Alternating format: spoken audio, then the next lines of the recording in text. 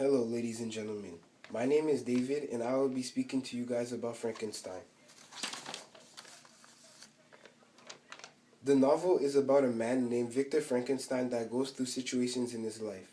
When his mother dies, he attends a university in Germany where he learns many things.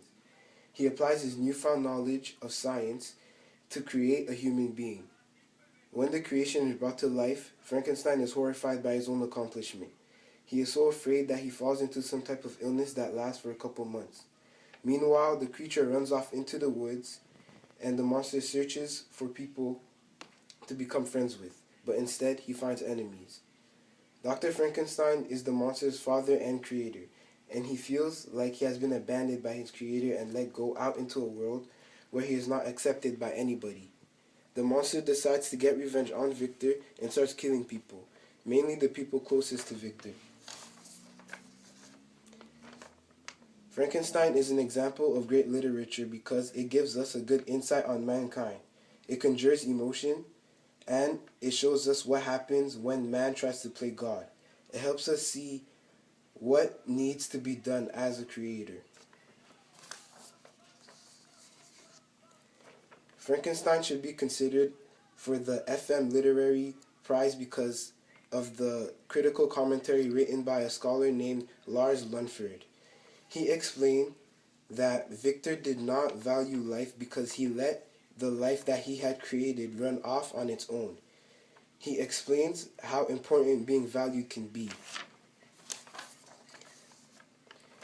The universal truth that relates well to the story is that the devaluing of life can lead to destruction.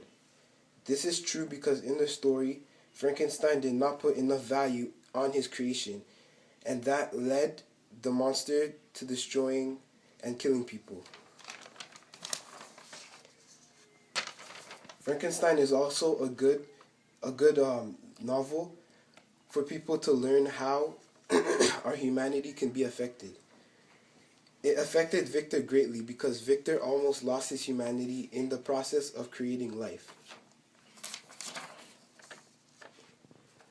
The first reason why this novel is an excellent example of great literature is because it gives us a good insight on mankind.